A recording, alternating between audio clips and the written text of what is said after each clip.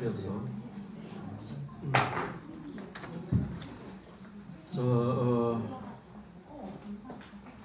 여러분 반갑습니다.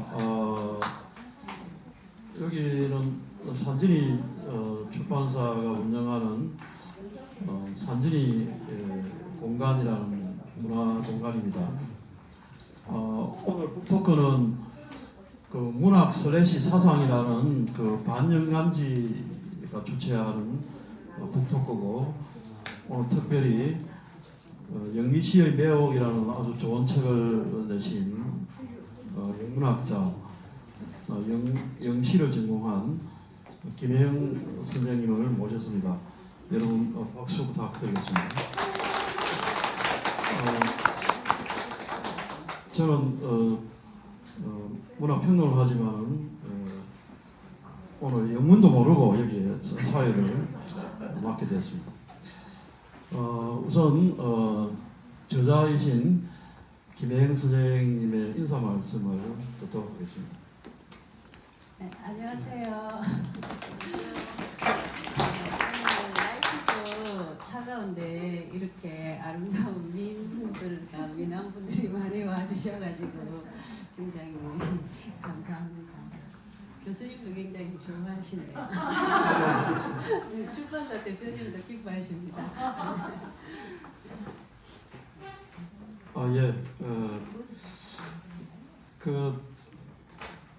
이 책을 이렇게 저도 한번 읽어봤는데 참 재미있고 유익한 책이었습니다.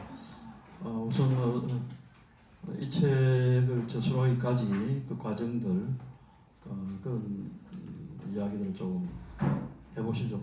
그 본래 전공한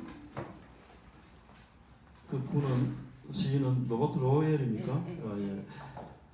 그래서 이 책이 나오기까지 과정에 대해서 조금 이야기를 해주시죠. 네, 제가 사실은 대학에서 대학원 갈 적에 이제 대학원 진학할 적에 이제 그 성적이 조금 좋았어요. 그래가지고 소설하는 교수님도 저를 오라고 좀 꼬셨거든요. 근데 이상하게 저는 시가 좋아서 이제 영시를 하게 됐는데, 이 영문학 장르 중에서 사실 영미시 전공자가 갈수록 좀 줄어드는 추세입니다. 우리 현대시도 어렵죠. 한국 현대시도. 그래서 영미시도 전공자가 갈수록 줄어들고 어려우니까 다들 좀 전공을 깊이 하는데, 이제 저는 제가 좋아하다 보니까 하게 되었으니까 굉장히 오랜 시간 제가 쭉 공부해온 그 작가들 중에, 시인들 중에 영국과 미국의 가장 엑기스 핫한 시인들만 제가 선별해서 총 24명인데, 이제 영국 같은 경우는 역사가 길죠. 역사가. 그래서 낭만주의 시인이 제일 인기가 많죠. 그래서 낭만주의, 그 다음에 빅토리아 여왕 혹시 들어보셨죠? 그래서 굉장히 영국이 크게 성장할 그때 시인들하고, 그 다음에 이제 현대 시인들, 20세기 시인들, 그 중에 이제 아주 핵심적인 시인들 제가 언급했고, 그리고 이제 아무래도 20세기 이후에는 세계 패권이 미국으로 넘어가니까 미국의 시들이 굉장히 좋아집니다. 그래서 낭만주의 시대 이럴 때만 해도 영국 사람들이 뭐 휘트먼 굉장히 유명한 시인인데, 그건 시도 아니다 이러면서 쓰레기통에 갖다 버려라 이렇게까지 평론가들이 얘기했거든요. 그래서 그 19세기 히트먼부터, 그리고 제가 사실 석사 논문을 히트먼 전공을 했거든요. 굉장히 시가 장시입니다. 그래서 사실은 한국 시도 그 자유시 같은 경우 사실 히트먼 영향을 받았거든요. 우리 한국 시조차도. 그리고 이제 19세기 시인들 중에 엑기스 시인, 그다음 20세기 현대 시인. 그래서 사실 미국 현대 시인들은 굉장히 좀 어떻게 보면 자유로운 거고 경계가 없어지고 이래가지고, 그래서 이 시집에는 굉장히 다양한 사람들이 많죠. 시대도 다양하고, 그 다음에 이제 흑인 시인도 있고, 그리고 동성애 시인들도 있습니다. 이 시집 쪽에. 그래서 게이 시인도 있고, 그 다음에 레즈비언 시인도 2명 포함돼서 굉장히 좀 스펙트럼이 다양하기 때문에 이 책은 그냥 심심풀이로 이렇게 어느 페이지를 읽어도 24챕터를 그냥 시간 날 때 한번 읽어보면 싶고, 일단 영어도 있으니까 좀 있어 보이잖아요. 제 생각에 이 책은 잘 안 버릴 것 같아요. 책꽂이에 꽂아놓으면 왠지. 그래서 그래서 학생들한테도 도움이 될 것 같습니다. 이 영어 공부도 되거든요. 그래서 제가 이 번역을 처음에 쉽게 생각했어요. 사실 이걸 제가 부산일보에서 청탁이 와서 문화칼럼 그걸 3년 연재를 했어요. 원래 2년 하는데 반응 좋다고 저보고 1년 더 하라 하더라고요. 그러다 보니까 이제 글이 한 25꼭지는 26꼭지였는데 이제 2개는 빼고 그래 이렇게 묶다가 보니까 그래서 이거 읽어본 사람들은 다 재밌다고 하더라고요. 아마 여러분들은 다 수준이 높으시니까 되게 재밌을 것 같습니다. 제가 너무 자랑했나요? 네, 표지는 저 언니 되는 분이 화가신데 언니 그림을 가지고 우리 또 디자인 하시는 분께서 산진이 디자이너가 이렇게 멋진 표지를 만들었습니다. 24명의 영리 시인들을 이렇게 다 망라를 하셨다 그죠? 여기에서 이제 제일 이른 그 시인이 셰익스피어인데 16세기 셰익스피어. 우선 셰익스피어를 왜 넣으셨는지 네. 이야기 좀 해주시죠. 셰익스피어는 우리 소네트 이전에 소네트 화장품이 있었습니다. 혹시 기억나세요? 브랜드 중에 한국 브랜드 중에 그래서 소네트는 셰익스피어 희곡 드라마도 사실은 다 시로 되어 있어요. 그래서 셰익스피어가 그렇게 영국에 가면 셰익스피어 산업이라고 하거든요. 왜냐하면 뭐 우리 햄릿이라든지 로미오 줄리엣 영화로 계속 나오잖아요. 그럼 책도 계속 팔리고 그 영화도 팔리고 그 중에서 이제 시한 게 이제 소네트 형식이거든요. 그래서 셰익스피어가 주로 이제 사랑에 관한 시를 좀 많이 썼어요. 그래서 그때만 해도 셰익스피어 좀 가장적으로 했어요. 그래서 당신은 뭐 태양에 비유하고 자기 연인을 그렇게 해서 그 16세기에 그 셰익스피어 저도 굉장히 셰익스피어를 존경합니다. 그래서 이제 소네트도 워낙 유명하고 그래서 셰익스피어 그렇게 오랫동안 사랑받는 이유는 그 드라마 대사가 다 시예요. 그리고 우리는 이제 번역을 하다 보니까 잘 모르는데 사실은 그 굉장히 좀 엄랑한 얘기도 많습니다. 그러니까 뭐 역사극조차도 이런 비유가 우리 같은 건 좀 외설스러운 표현들이 많았기 때문에 그 당시에 관객들이 이렇게 들었다 놨다고 합니다. 그래서 요즘 우리 뭐 영화 감독들 못지않게 오죽했으면 여왕이 인도하고 바꿀 수 없다 할 정도로 근데 그 여전히 셰익스피어는 영국인들 먹여 살리고 있습니다. 적어도 문학하는 종사자들에게는. 우리도 뭐 한강도 좀 비슷해지게 되겠죠. 제 생각에는 한강은 셰익스피어만큼은 안 될 것 같아요. 좀 너무 진지하잖아요. 한강은. 셰익스피어는 굉장히 유쾌하면서 역사적, 철학적 통찰도 있고, 근데 시에는 그렇게 심오하지는 않습니다. 근데 이제 연인들 할 때 제가 여기 소개한 시는 이제 자기가 사랑하는 여인은 사실은 셰익스피어도 바람둥이였어요. 그래서 영원히 살아남을 거라는 거죠. 사실 우리가 옆집에 사는 여자 이름은 다 까먹어도 그죠? 로미오 줄리엣 이름은 알잖아요. 이제 그게 문학의 힘이라면서 자기 시 속의 여인은 영원히 살 것이다 이런 말이 있거든요. 그래서 제가 이제 시의 영원성 이걸 좀 언급하고 싶어서 넣었습니다.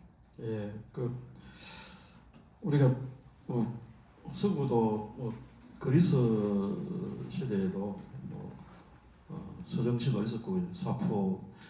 근데 본격적인 이제 시의 시대는 빅토리아 시대. 여기 서구에서의 그 시라는 건 낭만주의 시대인데 여기 보니까 빅토리아 시대가 1820년에서 1901년인가까지 아닙니까? 근데 여기 두 사람을 이야기를 로버트 브라우닝하고 크리스티나 로제티. 우선 빅토리아 시대하고 이 두 시인에 대해서 조금 이야기를 좀 해주시면 좋겠네요. 네, 제가 이제 그 칼럼을 쓰라고 연락을 이제 김건수 기자님이 전화가 왔는데 갑자기 저보고 1번 타자를 하더라고요. 신년에 제일 먼저 글이 나가야 되니까 굉장히 부담감이 크더라고요.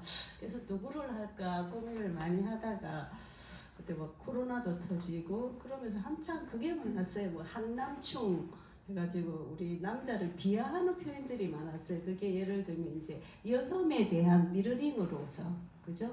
뭐 여자를 뭐 된장녀 뭐 나쁜 말도 들어있죠. 그래서 이제 젊은 여성들이 막 이렇게 왜곡된 남성상 이제 반사해 주는 거죠. 너도 한번 들어봐라, 행복하냐, 이런 식으로.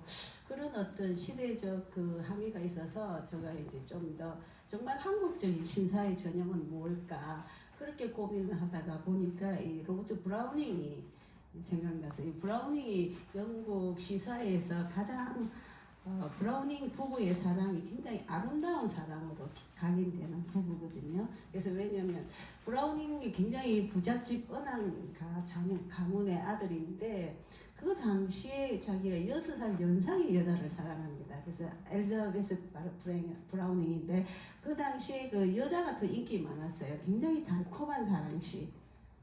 그걸 썼는데 몸이 굉장히 안 좋았어요. 척추도 안 좋고. 그래서 그 연상의 여인을 사랑해가지고 몰래 야간 도주를 하거든요. 친정 아버지가 또 딸을 너무 사랑하면 안 내놓고 싶으니까, 그래서 이제 여자 몸이 약하니까 유럽 사람들은 몸이 약하면 다 이태리 따뜻한 지방으로 내려가지고 한동안 또 이태리 가서 살았는데, 이제 그들의 사랑이 그래 거기 살다가 근데 결국은 여자가 먼저 죽습니다. 그래서 그래도 이 브라우닝이 보통의 남자 같은 거, 사실 그 영국이 굉장히 빅토리아조 시대 때 드디어 영국이 신사 개념이 발달하는 시대거든요. 그 이전에는 로마 사람들이 볼 적에 영국은 저 야만인들을 했거든요. 바바리, 우리 같은 오랑캐 비슷한 그런 표현이었어요. 근데 이제 영국이 제대로 유럽에서 자리매김한 것이 그 빅토리아조 시대거든요. 그때부터 영국이 일단 부자가 되면 신사가 되는 것 같아요. 자본주의 시스템이 좀 그렇죠. 그래가지고 그래서 굉장히 그 부가 오면 가정사도 굉장히 좀 문란해지잖아요. 그 귀족들이 사생아도 많이 낳고. 그런데 그런 가운데 이 브라우닝은 끝까지 아내가 죽었음에도 불구하고 그 아들 데리고 와서 영국으로 돌아오죠. 죽을 때까지 계속 아들 키우면서 그 아내를 생각하면서 살죠. 그래서 그런지 세월이 지나서는 당대는 아내가 훨씬 유명했는데 이제 갈수록 이 남편이 문학사적으로 조명을 많이 받죠. 왜냐하면 시기법이 훨씬 현대적이 앞서갔기 때문에. 그래서 그런 삶과 또 시적인 성취 그런 걸 다 좀 본받고 싶어서 이제 저는 한국적인 신사는 과연 뭘까 이제 그런 걸 좀 얘기하고 싶어 제일 첫 칼럼을 썼고 이 책에도 그래서 제일 빨리 썼죠. 그 제일 앞에 있는 브라우닝 이야기를 네. 한국 남성들을 혼내주려고 이걸 이야기했고, 하여튼 참 훌륭한 분입니다, 그죠? 예. 그러면 같은 빅토리아 시대에 네. 또 다른 로세티. 네, 로세티는 크리스티나 로세티는 자기 오빠가 굉장히 유명한 화가입니다. 그 화가였는데 자기 오빠가 또 그렇게 좀 유명한 화가인데 그 시대에 좀 오빠도 생활이 문란했어요. 그래서 모델들하고 화가들은 좀 모델들하고 썸씽이 많잖아요. 이렇게 누드 같은 거 그리다 보면. 그래갖고 아마 진저리가 났는지 이 로세티는 결혼을 안 하고 독신으로 삽니다. 그러면서 그 로세티도 이제 그 엘리자베스를 이을 만한 여성 시인이다 해서 그 크리스틴 로세트 씨가 좀 가벼우면서 좀 따뜻한데 여기에서 소개한 시는 이제 북쪽에서 온 사랑이라 해가지고 굉장히 좀 여장을 통제하는 남자. 그래서 결혼하기 전에는 예스 하다가 나중에는 여자가 말도 못하게 되는 그런 아주 시를 재미나게 구성했더라고요. 그래서 이제 로세티 그 시를 좀 소개를 했습니다. 로세티는 네. 결혼했습니까? 독신이었다니까요. 아, 독신이죠. 그러니까 바람둥이 오빠한테 질려가지고 그 브라우닝은 6살 연상의 그 아내를 위해서 평생 헌신한 훌륭한 신사고, 예. 로세티는 당시의 남성들에 대한 그 부해를 비판적인 많이 받았대요. 그런 페미니스트 약간 그런 게 좀그 선별하는데 좀 뭐 의도가 있는데 한국 사회에 대한 어떤 비판적인 그런 게 있는 것처럼 보입니다, 그죠? 예. 아주 훌륭하십니다. 이게 왜냐면 칼럼을 쓰면서 이렇게 작품을 골랐기 때문에 그런 것도 있는 것 같아요. 이제 그러고 나면은 이제 낭만주의 시인들이 등장을 하는 것 네. 같아요. 그렇게 그 영국 낭만주의 하면은 네. 바이런, 네. 셸리, 키츠. 예. 예. 셸리는 없죠. 예, 셸리는 셸리는 없습니다. 없고. 자, 그럼 바이런에 대해서 한번 바이런이 예, 예. 몇 페이지입니까? 이게 어디? 116페이지. 116페이지. 예, 예. 달빛 아래 술잔을 건네다. 네, 네. 바이런에 대해서 좀 예, 이야기 예. 좀 해주시죠. 바이런은 굉장히 그 우리 그 호탕한 남자, 그죠? 호색한 이런 얘기로도 바이런은 굉장히 어릴 때부터 영국 계급 사회니까 굉장히 귀족 가문의 그 자제분이라서 굉장히 어릴 때부터 엄청난 유산을 물려받죠. 근데 바이런이 너무 잘생겼습니다. 그리고 잘생기기만 하면 될 텐데 요즘 우리 뭐 유명한 그 탤런트들 저리 가라 할 정도로 한번 찾아보십시오. 바이런이 너무 잘생겼는데 이 바이런이 또 이 패션 감각이 그렇게 좋았답니다. 그래서 그 영국 낭만주의 시대는 또 프랑스 대혁명 그 근처 시대인데 바이런이 얼마나 멋지게 했으면 그 사실 제가 우리 여기 온 친구들하고 지난주에 두바이 여행을 갔었는데 그 아랍 남자들이 저는 멋있게 보이더라고요. 쌤이 이렇게 나가지고 흰 옷 입고 이렇게 보니까 근데 그 아랍의 그 예술도 굉장히 발전했잖아요. 그래서 바이런이 보면 그 아랍풍의 옷을 굉장히 많이 입고 있습니다. 근데 치명적인 결점이 약간 소아미끼가 있을 때요.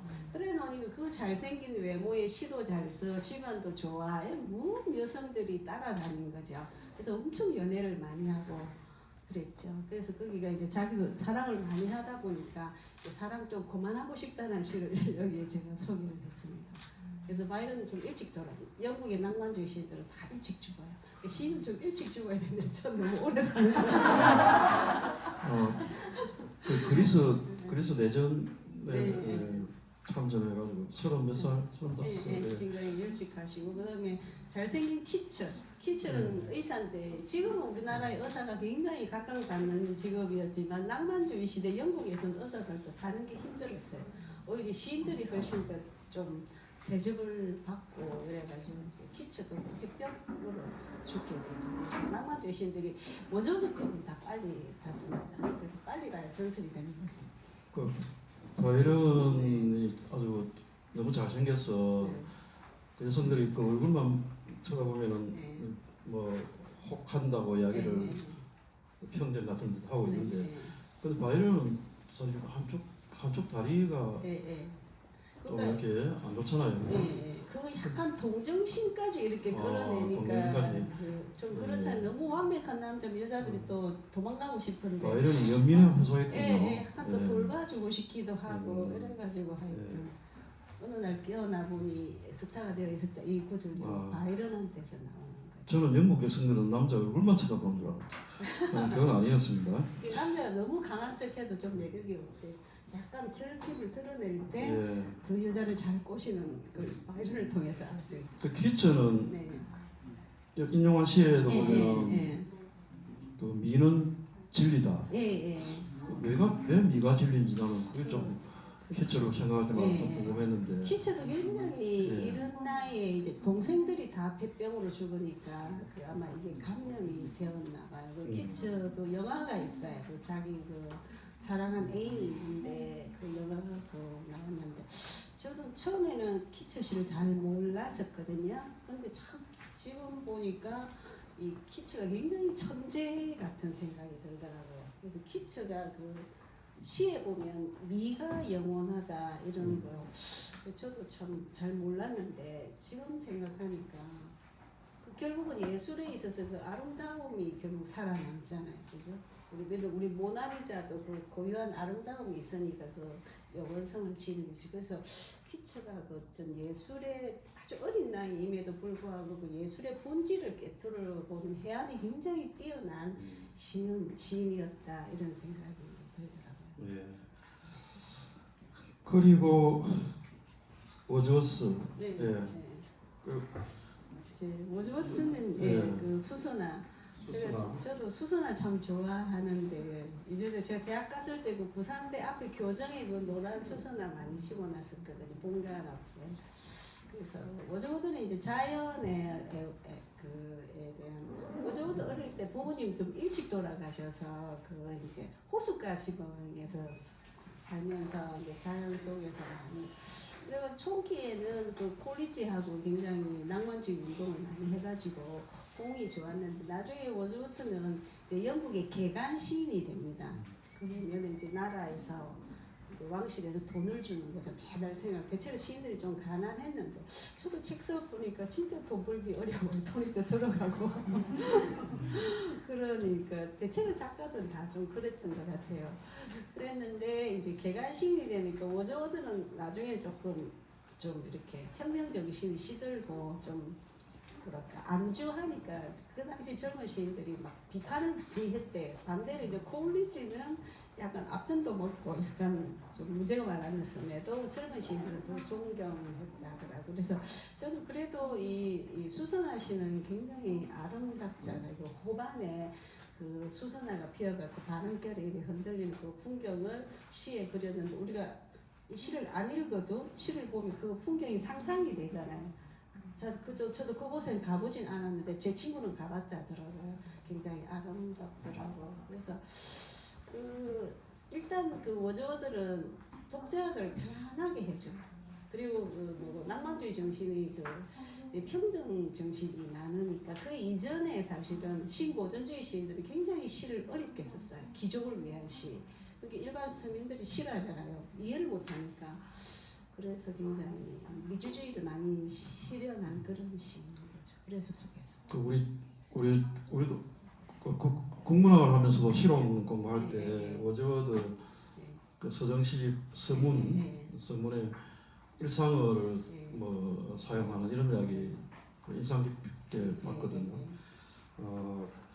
그 낭만주의에서도 워즈워드에 보면은 굉장히 대중성을 얻는다 그죠? 네네. 그게 그 유명한 연도 우리 시험침 꼭 나왔고 1798년 그거 써야 돼. 1798. 그게 서정당 시적이 나온 연도인데 그 시험 꼭 나오는 거라고 열심히 외웠던 기억이 있는데 그 이제 낭만주의 같은 경우도 그 프랑스 대혁명의 영향을 많이 받았어요. 그래서 영국도 굉장히 지금도 영국은 좀 귀족 사회의 분위기가 크잖아요.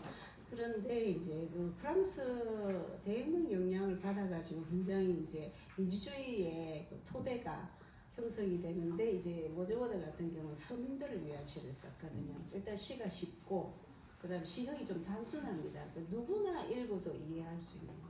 우리 요즘 나태주 시 인기 많은데 저는 그분의 시가 너무 좀 시적이지 않아서 저는 좀 불만인데 이제 하여튼 좀 대중적인 때 근데 이 워즈워드는 굉장히 시적 기량도 뛰어납니다. 그런 워즈워드, 워즈워스로 읽어야 됩니까? 네, 워즈워스. 우리는 그냥 워즈워드 이렇게 알고 있는데 워즈워스로 읽어야 돼.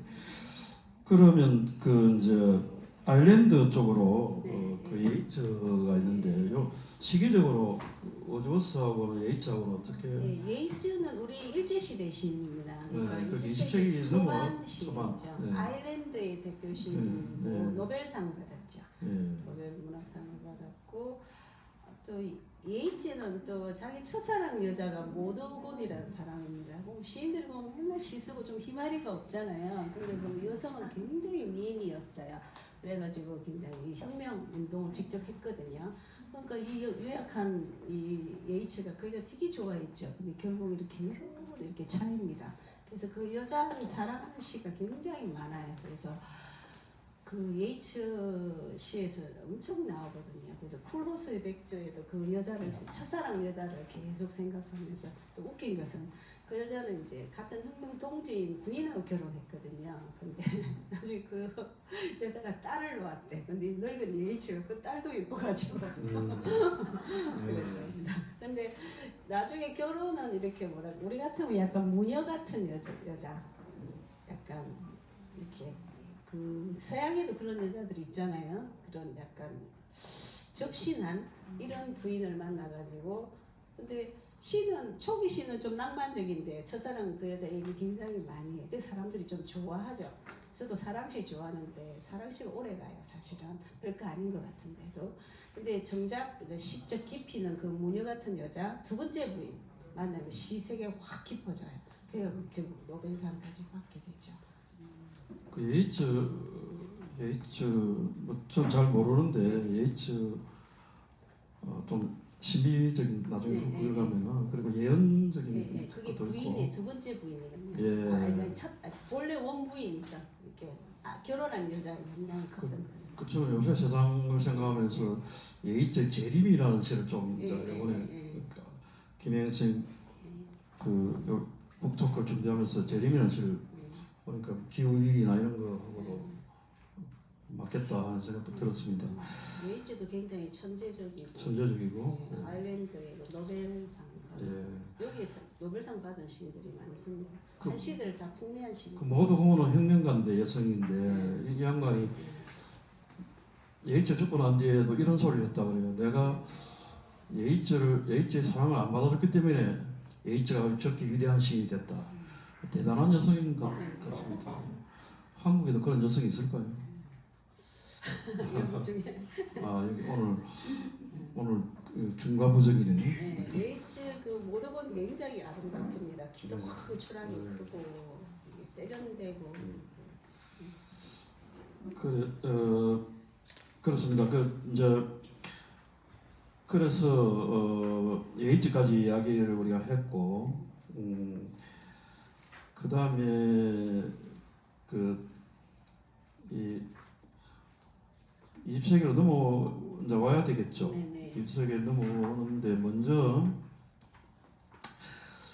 그 미국의 월트 히트만 그 교수님이 석사 논문도 써줬고 마사 누스바움이 쓴 그 시적 정의도 이 히트만을 놓고 이야기를 했더라고요. 그래서 이 히트만 이야기부터 좀 먼저 하도록 하겠습니다. 제가 그 석사 때 뭐 지금도 영어 실력이 많이 부족한데 그때는 얼마나 부족했겠습니까? 그래가지고 근데 제가 이상하게 히트만 씨그 The Song of Myself 나 자신의 노래가 저는 좋은 거예요. 그래서 이렇게 보니까 사실 우리 지도 교수님은 그렇게 되게 출중하신 분이 아니셨거든요. 그러더라도 어디 가서 지도 교수님 누구신? 그렇게 하시면 안 되고 그래가지고 또 어디 가셔버리고 그래가지고 제가 홍기정 교수님 굉장히 스마트하셔요. 그래가지고 그분한테 꼼꼼하게 지도를 받아서 쓰게 했었는데 너무 어려운 거예요. 그 풀립 시집이 이렇게 이만큼 두껍거든요. 히트분 시집은 풀립밖에 없어요. 그래서 이분이 처음에 얇게 냈어요. 근데 그걸 줄기차게 이렇게 정보 이렇게 개정판을 내면서 자꾸 덧붙이고 이렇게 했어요. 근데 히트분 시에 보면 굉장히 야한 좀 동성애적인 이런 것도 많이 있어요. 그래가지고 히트문도 이렇게 검서가가 되었어요. 검서가 나라에서 팔지 마라 이제 그런 논의도 많았고 그리고 실제로 약간 동성애적인 요소 동성애했다는 설도 있고 뭐 정확하지 않고 혼자 사셨어요. 끝내 혼자 살지만 또 이렇게 돌봐주는 여인들은 있었어요. 이렇게 그랬는데 그 히트문 씨가 예를 들면 예이츠 시나 낭만주의 시는 시가 참 예쁘거든요. 잘 다듬어가지고. 근데 히트문 씨는 너무 긴 거라. 근데 영어 실력도 잘 치는데 번역하기도 어렵고 그리고 약간 그 리듬감을 타야 되는데 너무 어려워서 제가 그 당시엔 참 열정이 있어가지고 우리 영어 가르치는 외국인한테 와 부탁해가지고 히트문 시를 그때만 이런 유튜브 이런 거 없었기 때문에 그 히트만 리듬이 뭔가 궁금해서 녹음을 좀 해달라 해가지고 제가 들어보고 막 이렇게 했어요. 그래도 그 당시는 모르겠더라고요. 그래서 뭐 억지로 이제 통과받아야 되니까 이게 열심히 쓰긴 썼는데 지금 그래도 잘 쓴 논문 같지는 않아요. 지금 생각해보니까. 그때는 몰랐는데 보니까 제가 쭉 그때 석사에 히트문 했던 걸 참 잘했다는 생각이 들어요. 왜냐면 히트문 씨가 아메리칸 에픽이라 해가지고 에픽은 서사시거든요. 그래서 서정시 같은 건 좀 짧잖아요. 근데 이거는 서사진 긴 이야기가 있고 장대한 미국의 비전 같은 걸 시에서 보여줘요. 그래서 미국에서는 이제 거의 20세기 들어서는 히트문을 빼고서는 19세기를 논할 수가 없는 어마무시한 시인이고 미국에서도 거의 국민적으로 국민시인 정도 되거든요. 우리 같으면 뭐 백석이나 김소월 그 정도 반열이 되는 거죠. 근데 히트문이 사는 것도 독특하고 그리고 그 당시에 보면 시에 약간 남성의 동성애 같은 요소도 조금 나오거든요. 그런 식의 해가지고 굉장히 그 미국의 민주주의의 기틀을 시에서 다 노래해요. 그래서 링컨을 존경해서 링컨을 애도한 시도 있고 그래가지고 그 이후로는 이제 시인들이 미국 휘트문을 굉장히 많이 본받으려고 해요. 하나의 큰 동맥이 됐다랄까 그런 좀 시인. 영화도 있잖아요. 뭐 캡틴 나오는 죽은 시인의 사회 이런 것처럼 예. 굉장히 좋아요. 아, 죽은 시인의 네, 사회가 그 히트먼. 시가 그 히트먼을 또 존경한 네. 시인이 윌리엄 카를로스 윌리엄스. 예.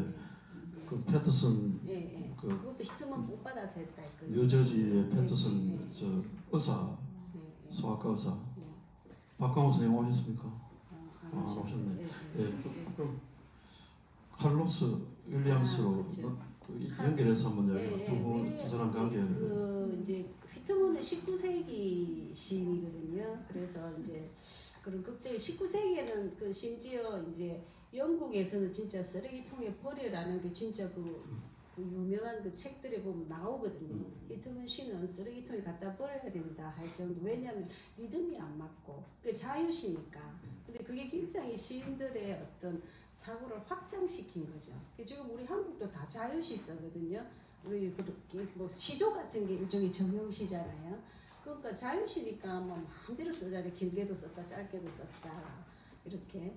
그래서 히트먼이 사상적으로도 큰 힘을 영향을 주었고, 그다음에 시 형식을 대해체시킨 그런 거죠.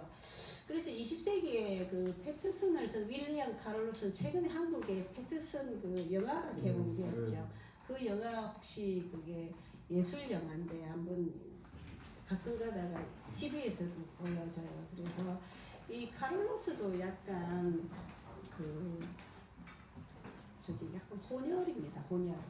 본인 자체가 자기 엄마가 남미 쪽 사람이고 이렇게 돼가지고 이 의사인데 소아과 의사인데 뭐 애를 엄청 많이 받았더라고요.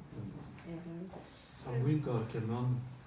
예. 근데 미국에는 근데 이렇게 의사들이 산부인과만 하는 게 아니고 그러니까 그 조금 자기 고향 그 패터슨 조그만 소도시라고 합니다. 거기에 쭉 살면서 아무래도 좀 의사니까 경제력이 좀 있었겠죠. 그게 자기 잡지를 이렇게 계속 발간하죠. 우리도 사실 부산도 그 국제 영화제가 있음으로 해서 영화 산업이 크게 발전하잖아요.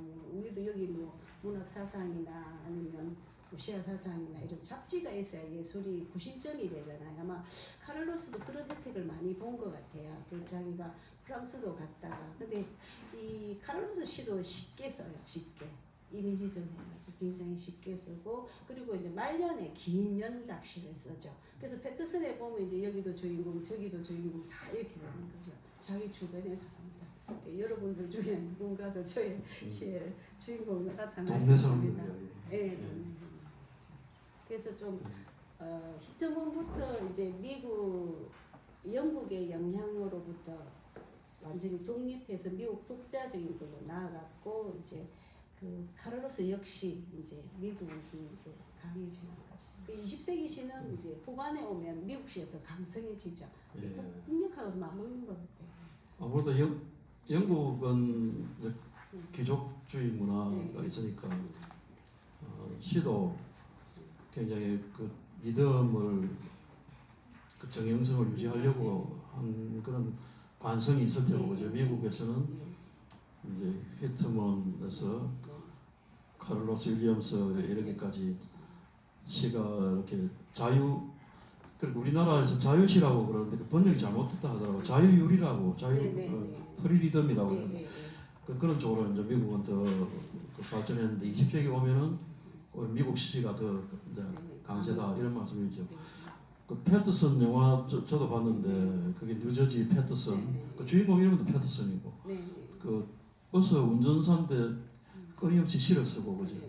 그 정말 좋은 영화인데 그 윌리엄 칼로스 윌리엄스의 정신을 잘 이야기한 그런 영화였다고 생각이 듭니다. 그러니까 뭐 시인이라고 해서 특별한 존재가 아니라 그렇죠. 우리 일상 예를 들면 뭐 출발을 출 때 그 예쁜 몸짓도 시가 될 수가 있는 거고 뭐 이렇게 앉아 있는 모습도 시가 되고 시장에 고기 파는 그저 고등어 파는 아줌마도 시가 될 수 있고 그게 카를로스의 정신이거든요. 그 정신이 이제 히트만에서부터 다 이어가져 내려오거든요.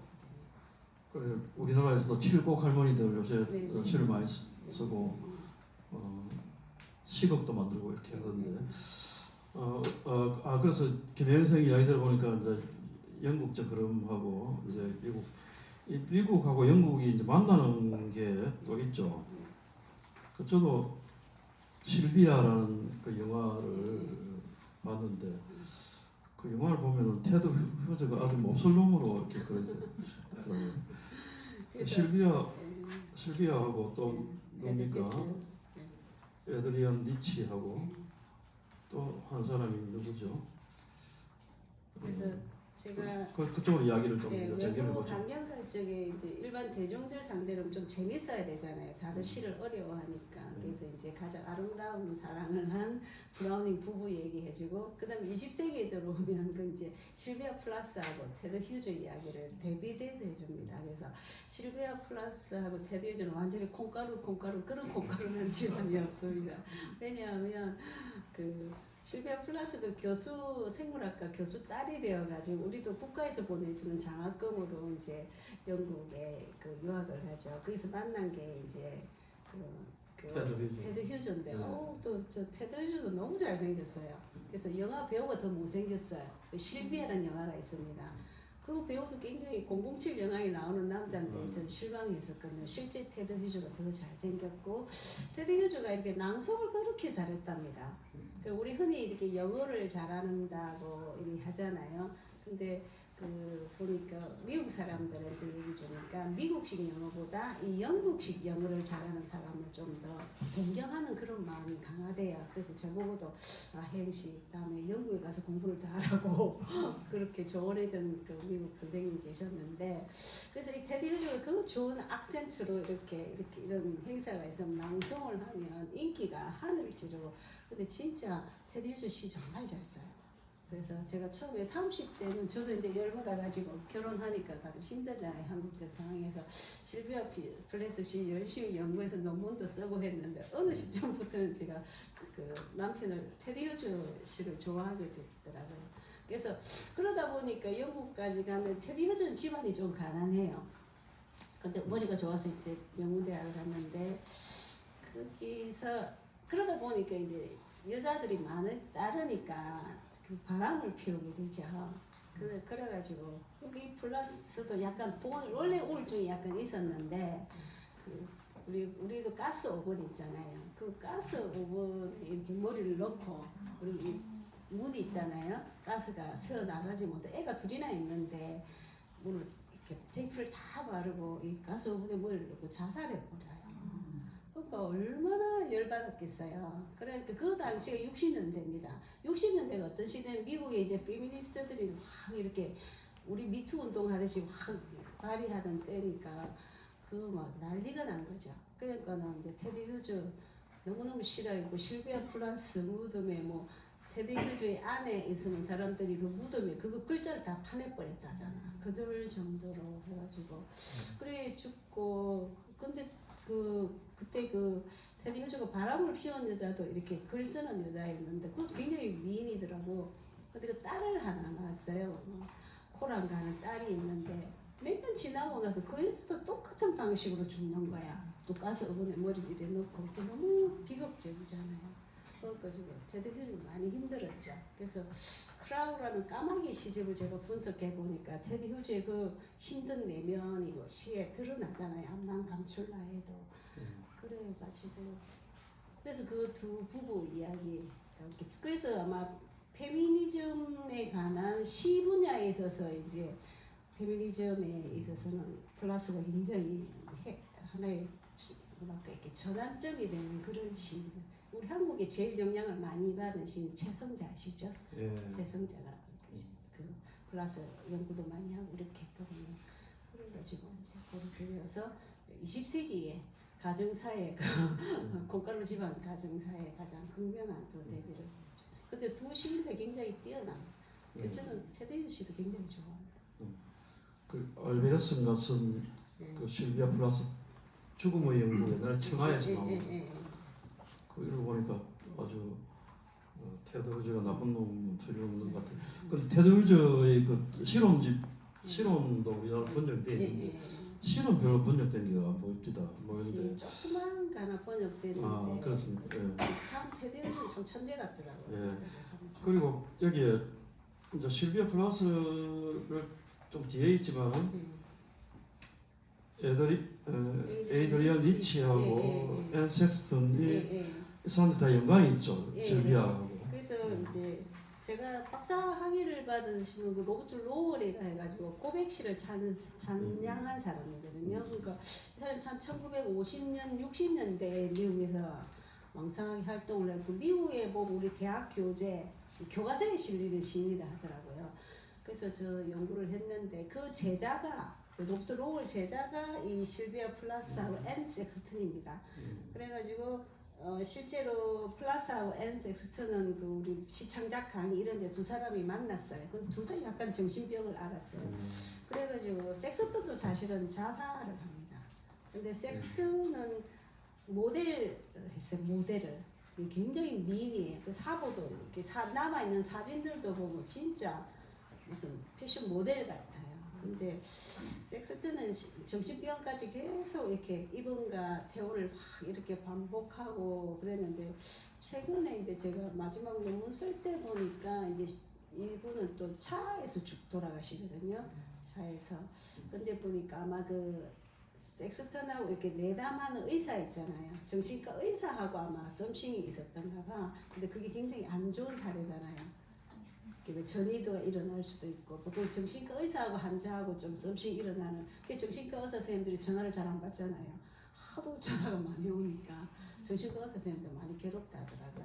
그래서 그 실제 내담한 사람인데 섹스턴은 굉장히 자유분방해요. 완전 이제 자기를 환자의 관점에서 쓰니까 시가 굉장히 직설적이고 솔직해서 읽고 있으면 속이 시원해져요. 같은 여자로서.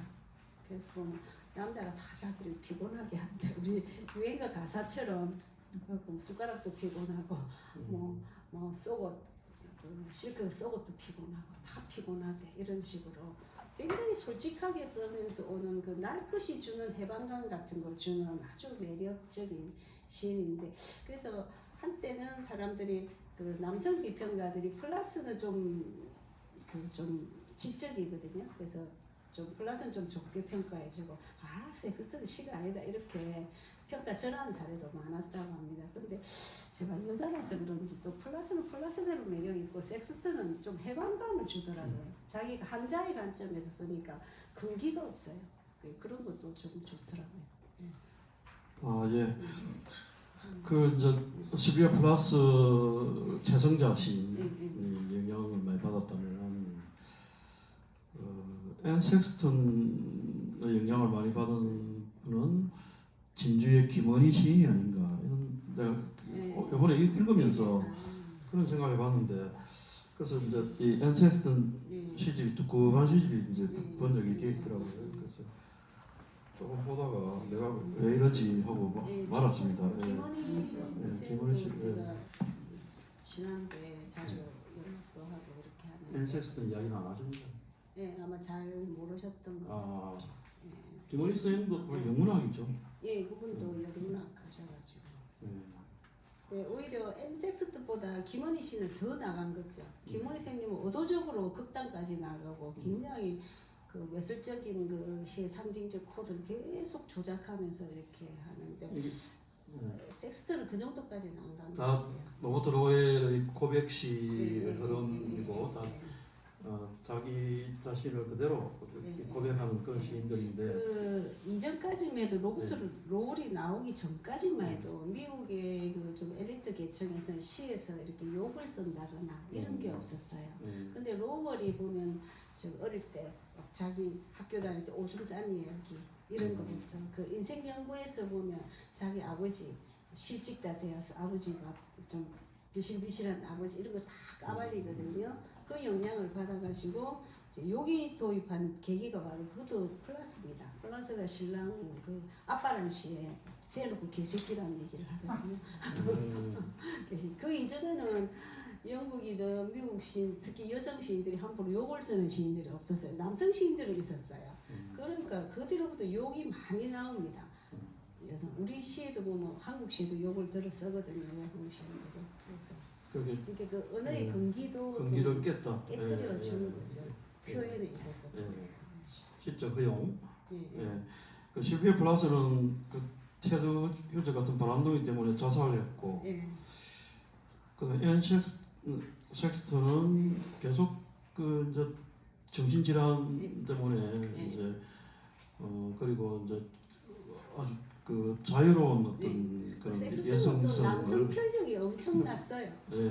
그것도 어떤 데 좀 부럽기도 하더라고요. 이렇게 말하면 안 되는데. 아니 그거는 환상을 가질 수가 있습니다. 예. 사는 게좀 그다음에 에이드리언 니치는 또 예, 다르죠. 또 예. 이 사람은 그 동성 레즈비언이죠. 레즈비언인데 에이드리언 리치는 또 이 자기 아빠가 또 의사인데 유태인입니다. 그러니까는 어릴 적부터 이 아빠가 딸들 교육에 막 열렬 아빠였던가 봐. 어릴 때부터 이 시를 쓰게 했대요.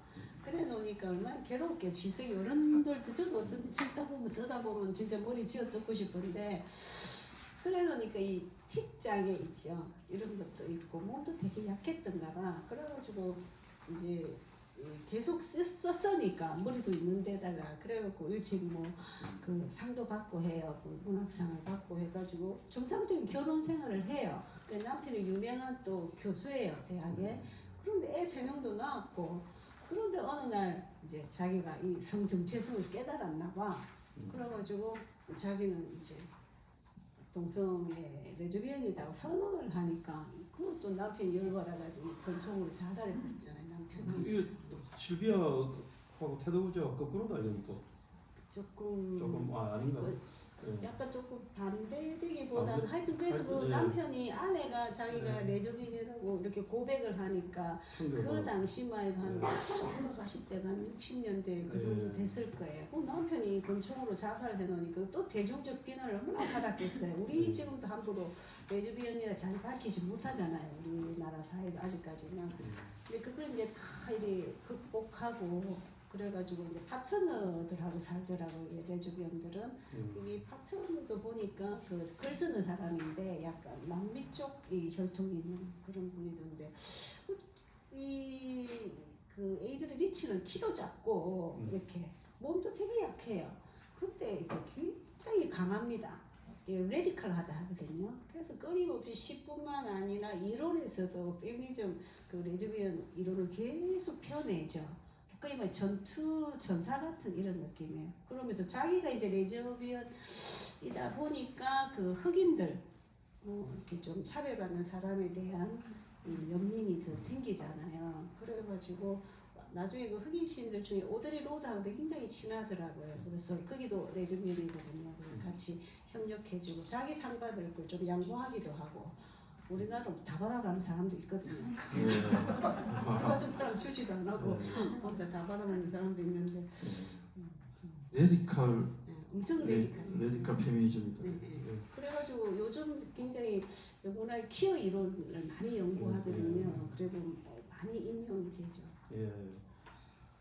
그 스펜스 이야기를 들었는데 스티븐 스펜스 오더는 다음에 언급하실란가 얘기 안 했고 그지?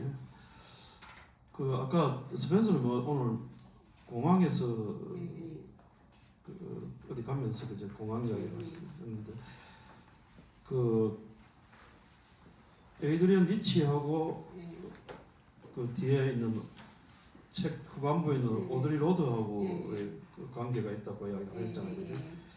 이 사람도 이 사람 흑인이죠. 흑인 퀴어 레즈비언 운동가고. 근데 제가 최근에 그 봄에 오드리 로드 논문을 썼는데 제가 그 너무 욕심이 강해가지고 쓰다 보니까 이제 연구 계획서에 보니까 시하고 소설하고 같이 연구하겠다 해가지고 제가 엄청 고생을 많이 했거든요. 열심한 연구해야 되는데 자기 자서전적인 신화를 자기가 했더라고요. 근데 이분이 이제 흑인 여성 시인인데 사실 저도 영문학 하면서도 흑인 문학에 별로 관심을 안 가졌어요. 저는 이제 자기 좋아하는 걸 하게 되니까 근데 이거 보고 참 역시 이분도 대가는 대가다 싶더라고요. 그러니까 이 여자는 자기의 그 정체성을 찾기 위해서 자기 시에 그 흑인의 신화를 굉장히 많이 도입해요. 그래서 제가 또 흑인 여성 신화 공부 엄청 했잖아요. 그 논문 쓰려고. 그래 보니까 굉장히 창의적이고, 근데 이 여자가 시도 잘 쓰고, 오드리 로드가 천재가 또 시도 잘 쓰고 산문도 너무 좋는 거야. 굉장히 명쾌하고, 그다음 소설을 봤어요. 소설도 잘 써. 근데 이렇게 세 장르를 다 잘하기가 참 어려워요. 특히 우리나라는 좀 이상해가지고 시는 시만 쓰라 이런 분위기가 있는데 외국인은 다 좀 시 쓰다가 소설 쓰기도 이런 경우가 많는데, 그래도 이 오드리 로드는 세 가지를 다 잘하더라고. 이러기 쉽지 않거든요. 그래서 와 진짜 대단하다. 그 아니나 다를까 이제 흑인들이 조금 득세하는 시대잖아요. 서서히 굉장히 연구 많이 되고 있어요. 원래 장르 경계하는 거 없고 그냥 문학을 하는 건데 네. 그 우리나라는 희한하게 그죠? 시민에게는 소설 쓰지 마라 그러고 교수님도 이제 시를 좀 쓰시고. 우리 서로 영어가 방해가 되나 보지? 왜 그런지 모르겠네. 그럼 흑인 시인은 그 랭스턴 휴저가 제일 앞이죠. 예. 거기 랭스턴 휴즈 같은 예. 경우는 제가 그 목포에 가면 그 이난영 기념공원이 있더라고요. 그 이간이가 그 이난영 씨 그 노래를 이렇게 들려주더라고요. 저희 집에 가면 저희 집 남편분이 하도 트롯을 좋아해가지고 퇴근만 하면 온갖 트롯만 다 틀어놓아서 제가 정말 지겹더라고요. 근데 그거 자꾸 들으니까 저는 귀가 좀 열렸는지 그 목포에 가니까 그 이난영이 그 대표적인 인물이더라고요. 그 일종의 그 스토리텔링인 거죠. 그리고 그 공원에 가니까 이난영 그 노래를 이렇게 들려주더라고요. 그래서 그 이난영 그 노래를 들으면서 제가 생각하니까 이 랭스턴 휴저를 봤었거든요.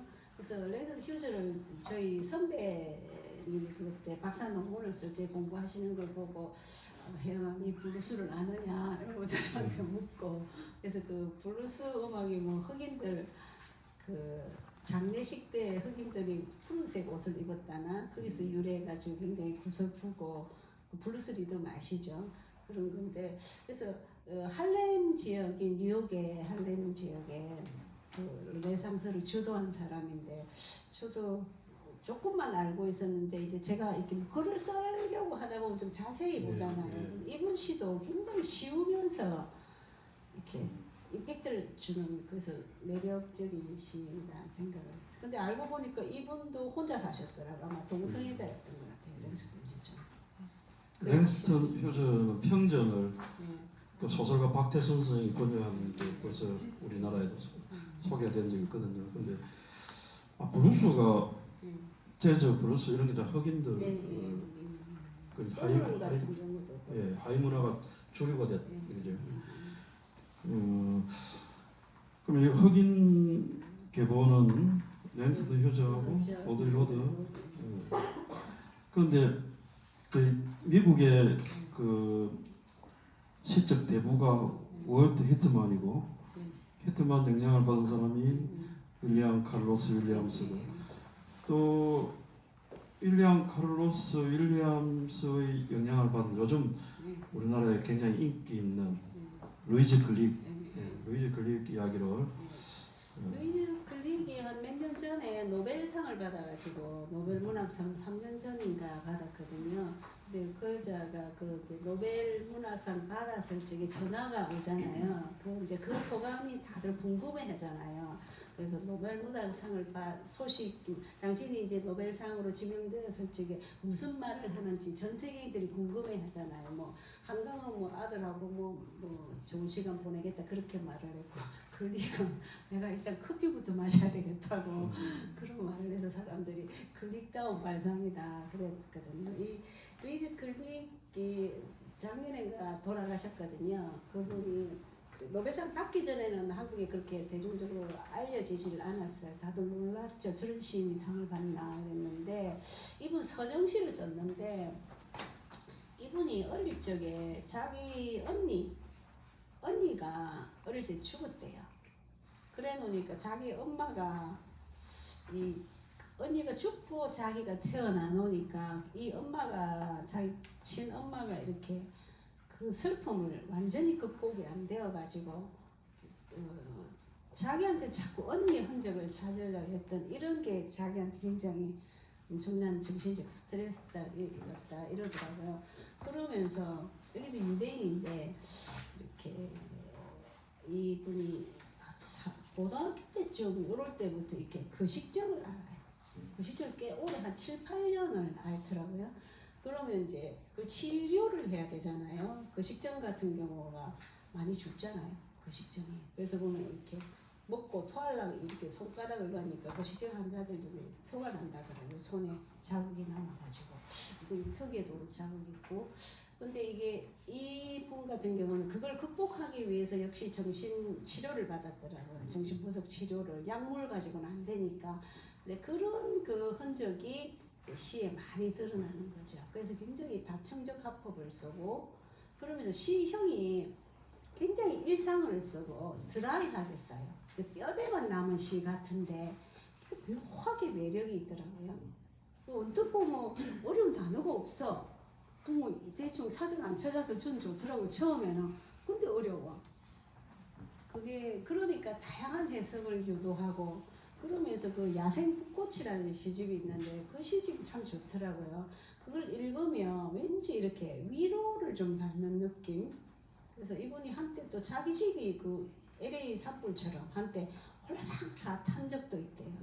그래가지고 이제 그 식증을 알아내면서 극복한 그런 것이 이제 시적으로 더 많이 드러나고 그래서 새로운 서정시 아마 그 우리 코로나 때 상을 받았는데 사람들이 그렇게 코로나 너무 많은 사람이 죽어가니까 이제 노벨상 위원회에서 좀 이렇게 위로를 줄 수 있는 시인을 선별한 거 아닌가 그때 그런 평을 받았습니다. 예, 요즘 하여튼 노이즈 그릭 시집이 우리도 번역이 되어가지고 많이 지금 읽히고 있는데 아까 앤 섹스턴하고 좀 다른 상처가 있으면서도 서정시를 쓴 사람이 메리 올리브인데 이 양반 시집도 많이 요새 읽히거든요. 그 메리 올리브가 저기 뭐야 한강 덕을 많이 봤어요. 그 메리 올리브 시집을 산문집을 주로 어디서 냈느냐면 그 마음 산책 그 정은석 쌤이 많이 냈거든요. 근데 그 중에 뭐 그 한강 아버지도 소설가잖아요. 그분이 한테 한강이 소개해준 무슨 까먹었다 무슨 책이 하나 있어요. 산문집 그걸 언급했더니 그 정은석 그 마음 산책 책이 엄청 팔려가지고. 산진이 책도 좀 소개해 그러니까 저도 책이 유명해져야 되는데 네. 그래서 이 메리 올리브도 어릴 때 처음에 제가 메리 올리브 시를 봤을 때 참 싱겁다 생각했어요. 이 시가 좀 너무 평범한 거라 제 느낌에는 너무 평범하다 생각했는데 이제 막상 이렇게 또 연구를 하기 위해서 자세히 들여다보니까 시가 진짜 좋대요. 시가 좋아가지고 제가 사실 이 시집 이 제목 말고 다른 거 여러 가지 생각했거든요. 그 중에 이제 메리 올리브 시기도 한번 해볼까 이 생각도 고민을 하고 했어요. 메리 올리브는 자기 아버지가 뭐 이렇게 학교에 체육 선생님 이런 거 했나봐. 근데 이 어릴 때 이쁘더라고. 그러니까 약간 아버지로부터 약간 좀 성적인 학대를 좀 당했나봐요. 근데 그때 그 엄마가 그 당시만 해도 좀 집안일이 우리나 미국이나 비슷했던가 봐요. 좀 시시했던가 봐. 그래갖고 일찍 집을 떠나가지고 그때 이제 그 사춘기 후 이럴 때 힘들 때 이제 집에서 탈출하고 싶으면 그 자기 사는 집 근처에 자연 속으로 들어가서 노트를 쓰면서 치유를 했다 하더라고요. 그래서 이 사람이 이제 히트먼하고 에머슨 좋아하는데 그래가지고 평생 언둔했어요. 그래 프라빈스 던스라는 그 지역이 찾아보니까 굉장히 바닷가에 경치가 좋은 지역이 언둔해서 살면서 이제 그 몰리라는 그 사진 작가하고 동반자 관계로 이제 살았는데 근데 시가 굉장히 위로를 줘요. 그러니까 엄청 많이 팔렸어요. 미국 내에서 베스트셀러 작가라서 나는 우리가 좀 베스트셀러 작가를 약간 좀 전문 작가들은 조금 이렇게 갸우뚱하는 경향이 있거든요. 근데 보니까 제가 연구를 하기 위해서 자꾸 시를 읽어보니까 진짜 내가 정말 힘들 때 특히 기러기 시가 참 좋거든요. 이 하늘에 날아가는 기러기를 보고 선 시인데 그 시는 미국의 애들이 미국의 그 기숙사에 있는 애들이 많잖아요. 그러면 그 올리브 시를 딱 그 기러기 시를 딱 그 기숙사 벽에 딱 붙여줄 정도로 인기가 많은 시인데 시가 참 좋더라고요. 그러니까 좀 외롭게 살면서 그러니까 막 동물들, 식물들 굉장히 좋아해. 사람은 이제 자기 사는 그 여자만 좋아하는 거. 평생 은둔 좀 특이하지. 예, 참 좋은 시는 그런데 옆에 보면 참 쉽게 읽히는데 거기에 많은 의미를 함축한 안 좋은 시는 처음부터 어렵고 끝까지 어려운 그런 게 아닌가 생각. 저도 늘 그렇게 하고 있는데 김혜영 그 영문학자이자 시인인 김혜영 선생님 이야기 듣고 보니까 다시 확인이 되었습니다.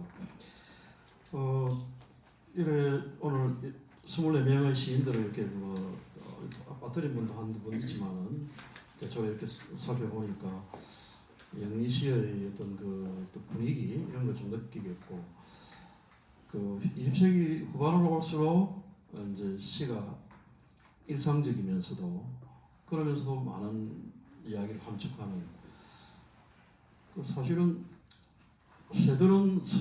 새떼들이 수천 마리, 수만 마리가 함께 날아가도 절대 부딪히는 법이 없답니다.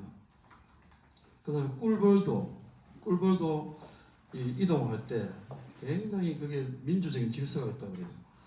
그 인간들은 엉망인 것 같아요. 그죠? 그렇지 않습니까? 그런 점에서도 우리가 김혜영 선생님 이런 그 시 해설집을 읽으면서 우리의 삶을 반성하고 또 시를 통해서 일상을 좀 풍요롭게 하는데 참 의미가 있겠다 이런 생각이 듭니다. 정말 좋은 책을 내셨습니다.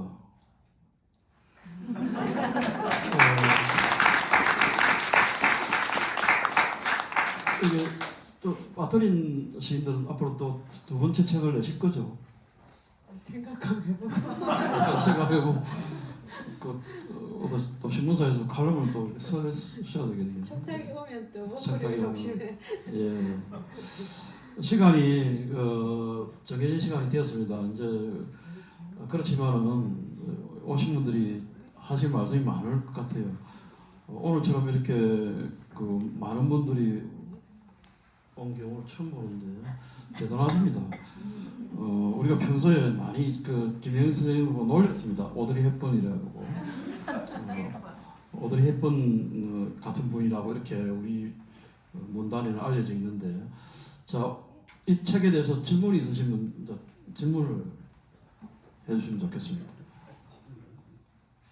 궁금한 게 있으면 뭐든지 이야기를, 오늘 저자와의 만남이니까 이야기해 주시죠.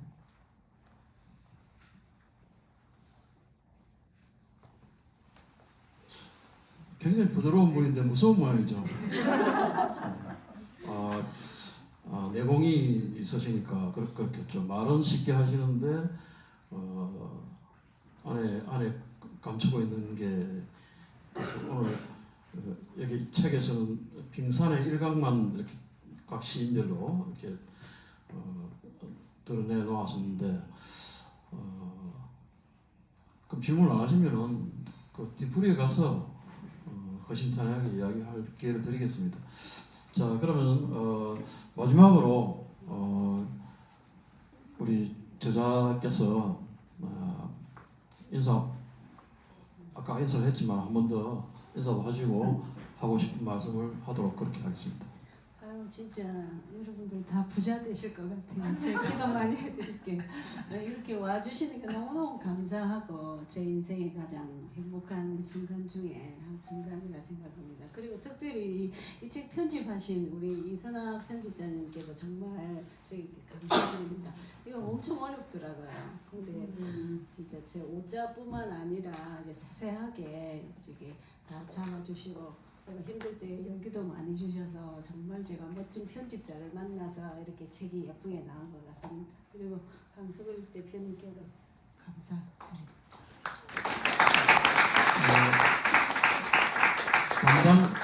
이 책 담당 편집자님 일어서 보세요. 박수 한번 쳐.